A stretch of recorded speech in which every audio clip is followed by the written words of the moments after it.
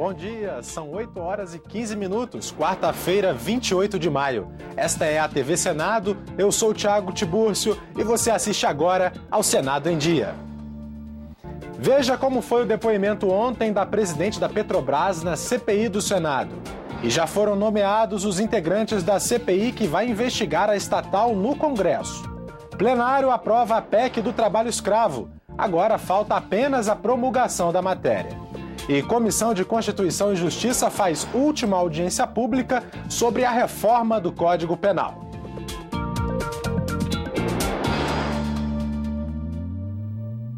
A presidente da Petrobras falou ontem à CPI do Senado que investiga os negócios da empresa. Sobre a refinaria de Pasadena, principal alvo de denúncias, Graça Foster disse que faltaram informações importantes no documento que embasou a compra e reafirmou que não foi um bom negócio.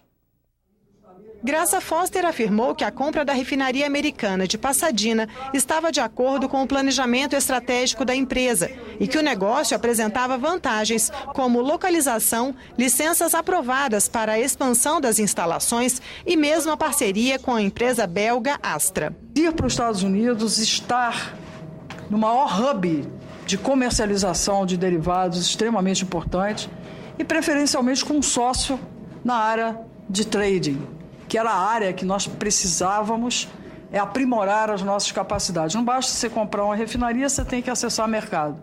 Tem que acessar mercado, importante que você tenha um parceiro. No entanto, segundo Graça Foster, o resumo executivo que embasou a decisão da compra não continha a cláusula que obrigou a Petrobras a comprar a parte da sociedade que pertencia à empresa belga.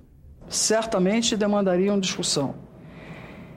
Em especial se os riscos associados estivessem explicitados.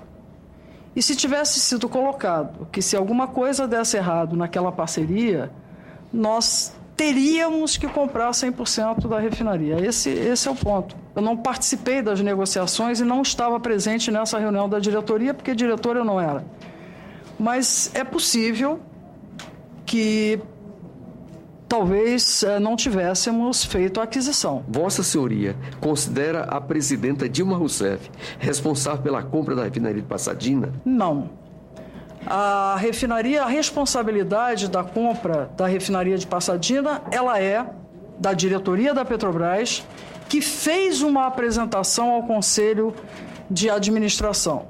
Nos dois casos, tanto na diretoria da Petrobras quanto no Conselho de Administração, todos nos manifestamos 100% favorável à aquisição. Tanto a diretoria da Petrobras, tanto o Conselho de Administração. Então, é uma responsabilidade do colegiado. Nenhum parlamentar da oposição participou da reunião. A CPI aprovou o pedido de acesso às informações da Operação Lava Jato da Polícia Federal, que corre em segredo de justiça. Os parlamentares decidiram convocar Paulo Roberto Costa, ex-diretor de abastecimento e refino da Petrobras, que chegou a ser preso sob acusação de lavagem de dinheiro e evasão de divisas. Para amanhã está marcado o depoimento do ex-diretor da área internacional da Petrobras, Jorge Zelada. E a Petrobras pode ser investigada em outra CPI, formada por senadores e também deputados. O PT e os partidos da base aliada indicaram os senadores da CPI mista. São eles José Pimentel, Humberto Costa, Aníbal Diniz, Vanessa Graziotin e Assir Gurgax. A minoria vai com Álvaro Dias, Antônio Carlos Rodrigues, Ataídes Oliveira, Jim, Jaime Campos e Mário Couto. O bloco da maioria apresentou os nomes de Cátia Abreu, Valdir Raup, Vital do Rego, Ciro Nogueira e João Alberto Souza. Amanhã todos os nomes estarão publicados no Diário Oficial. E a partir daí, o mais idoso convoca a reunião, elege o presidente, indica o relator e designa o plano de trabalho. O líder do PT, que era contra a CPI mista, agora diz que o partido está disposto a investigar. Nós vamos estar lá presentes para que a investigação que se faça seja uma investigação séria e não apenas um debate político eleitoral, que é o objetivo da oposição. Mas a oposição reconhece que o calendário apertado deste ano pode atrapalhar os trabalhos da CPI. Nós estamos iniciando há 2 semanas da Copa, depois termina a Copa, começa o recesso parlamentar, termina o recesso parlamentar, começa a campanha eleitoral. Isso significa que nós não teremos tempo para investigar antes das eleições. Essa CPI é adiada para depois das eleições ou ela terminará apresentando um resultado pífio e decepcionante? Confira agora a agenda das comissões do Senado para amanhã desta quarta-feira. A Comissão de Ciência e Tecnologia faz audiência pública para instruir o projeto de lei que regulamenta a regionalização da programação cultural, artística e jornalística, além da produção independente nas emissoras de rádio e TV. Um dos convidados para a audiência é o presidente da Ancine, Manuel Rangel. Entre os projetos na pauta da Comissão de Desenvolvimento Regional está o que reduz o imposto de renda para incentivar o turismo no Nordeste. Na Comissão de Assuntos Sociais, os senadores analisam a indicação de Marta Regina de Oliveira para exercer o cargo de diretora da Agência Nacional de Saúde Suplementar, a ANS. Logo após, votam projetos de lei como o que prevê que mães de baixa renda que não têm direito à licença maternidade recebam auxílio natalidade de pelo menos um salário mínimo. A Subcomissão Temporária de Resíduos Sólidos realiza audiência pública para debater o custeio da logística reversa e as questões tributárias que envolvem o setor. Logística reversa é a devolução para o setor empresarial dos resíduos decorrentes da comercialização e do uso dos produtos. Esses resíduos devem ser reaproveitados na própria cadeia produtiva ou em outras destinações. A reunião está marcada para daqui a pouco, às 9 horas. Condições mínimas para os ambientes internos das residências, uma fatia maior para as cidades na arrecadação de impostos federais e a nova lei da imigração. São projetos que podem ser votados na reunião desta manhã da Comissão de Constituição e Justiça. A lei que regula a situação dos estrangeiros no Brasil é de 1980 e reflete a preocupação do governo militar com a segurança nacional. O projeto do senador Aloysio Nunes Ferreira reformula a lei garantindo direitos aos imigrantes. Segundo o autor, nem todos os que entram no Brasil devem ser vistos como ameaça e merecem tratamento humanitário. A Comissão de Constituição e Justiça pode votar também a proposta da senadora Ana Amélia, que aumenta em 2 pontos percentuais a fatia do imposto de renda e do imposto sobre produtos industrializados destinado aos municípios. Os senadores podem votar ainda o projeto do senador Cristóvão Buarque, que estabelece condições mínimas de acesso, ventilação e luminosidade nos ambientes internos das residências. O texto original tratava apenas da dependência de empregada, mas uma emenda estendeu a exigência a todos os cômodos. No plenário do Senado, os parlamentares aprovaram uma emenda à Constituição que tramitava há 15 anos. A PEC do trabalho escravo já foi aprovada na Câmara, deve ser promulgada semana que vem pelo Congresso. A emenda é uma tentativa de acabar com uma situação degradante que ainda ocorre no país. Nesta terça-feira, o Ministério do Trabalho resgatou 7 pessoas em condições de escravidão numa fazenda de Jataí, interior de Goiás. Eles trabalhavam na plantação de eucalipto durante 15 horas por dia, sem intervalo para descanso. Ganhavam menos que o salário mínimo e tinham ferimentos pelo corpo. No Senado, a ministra dos Direitos Humanos, Idely Salvati, veio pedir a votação da PEC do trabalho escravo. O Brasil será o primeiro país no mundo que colocará na sua Constituição de que aquele que pratica o trabalho escravo, comprovado, esta pessoa perde os seus bens. O governo quer aprovar a proposta antes da conferência da Organização Internacional do Trabalho na Suíça semana que vem. Artistas do movimento Humanos Direitos apoiam a emenda constitucional. Virar a página de uma mancha da nossa história que a gente precisa transformar. Que a gente prove a esse mundo que está focado em cima de nós, que nós somos o país do futebol e o país da cidadania, o país do respeito humano.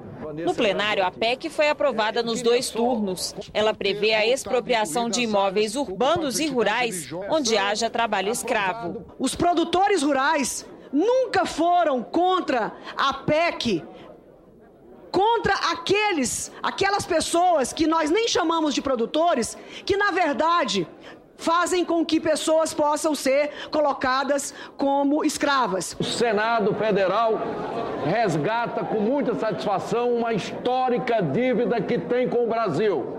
Está aprovada a PEC 57 de 99. O enquadramento, a definição, a categorização do trabalho escravo está dependendo de uma lei complementar que ainda está em discussão e que muito em breve vai ser definida para se completar a obra. O relator espera votar o projeto que regulamenta a PEC na próxima semana. Como nós estamos sendo mais rigorosos, é preciso que a lei complementar regulamente bem e defina bem o que é caracterizado como trabalho escravo ou trabalho análogo à escravidão. Nós estamos fazendo isso e a lei complementar estará pronta para ser votada na próxima semana. O plenário aprovou 2 medidas provisórias. A 634 isenta do pagamento de PIS, PASEP e COFINS as importações de álcool e trata de outros temas tributários. E a 638 amplia o prazo para o parcelamento de dívidas tributárias e permite a renegociação de débitos das Santas Casas com o governo federal. A medida provisória também retira custos de importação de softwares e peças por empresas inscritas no programa Inovar Auto, de modernização da indústria automobilística. Como os 2 textos foram alterados no Senado, as MPs voltam para a análise da Câmara dos Deputados e têm que ser votadas até segunda-feira para não perderem a validade. Centenas de índios de várias etnias ocuparam a marquise do Congresso Nacional ontem. O ato faz parte da mobilização nacional coordenada pela Articulação dos Povos Indígenas do Brasil, a PIB. Um dos motivos do protesto é impedir a aprovação da PEC 215, que transfere do Poder Executivo para o Legislativo a prerrogativa de aprovar a demarcação das terras indígenas. Os manifestantes também são contra uma proposta do Ministério da Justiça que altera o processo de demarcação das terras. Hoje há uma aliança muito forte do Congresso Nacional, que é o Poder Legislativo, do Poder Executivo, que é a presidente Dilma, o próprio Judiciário, que também não agiliza os julgamentos sobre demarcação de terra. Então tá os 3 poderes hoje unidos contra os direitos dos povos indígenas.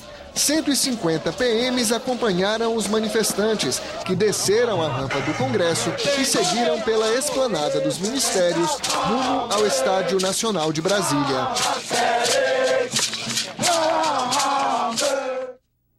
A Comissão de Constituição e Justiça fez ontem a última audiência pública sobre a reforma do Código Penal. O convidado foi o Procurador-Geral da República. Rodrigo Janot pediu cautela na definição do crime de terrorismo. A proximidade da Copa influenciou o debate sobre a reforma do Código Penal na Comissão de Constituição e Justiça.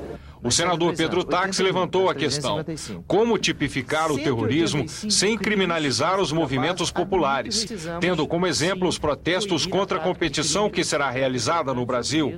O Procurador-Geral da República sugeriu uma definição. Existe no mundo inteiro uma dificuldade enorme de você definir especificamente o tipo da figura penal do terrorismo, dadas as variadas formas com que ela se manifesta.